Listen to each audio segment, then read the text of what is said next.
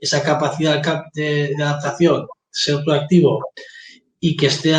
acostumbrado a trabajar en equipo para conseguir un objetivo común, ¿no? Es un poco, y yo creo que eso, por lo menos yo cuando hice el máster, el tema este de, que no sé si seguís manteniendo esa dinámica de trabajar por proyectos con empresas, pues yo creo que es lo que es muy importante porque al final,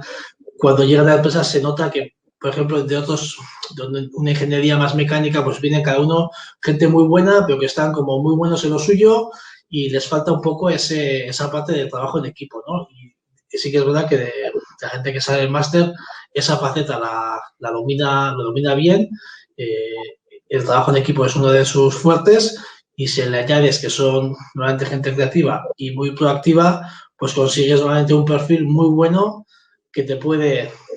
llevar algo puramente de gestión en cuanto a plazos, planning, costes, a que esté más encima de la parte más técnica o la solución más técnica, ¿no? Entonces, bueno, son perfiles, a mí me gusta bastante porque son perfiles como más multidisciplinares de lo que puede ser pues un ingeniero mecánico puro, electrónico, lo que sea, que también son necesarios en el proyecto final. Pero igual el rol este o el perfil de diseñador te da ese juego que con otros roles es más difícil, ¿no? Es un poco lo que suelo pedir.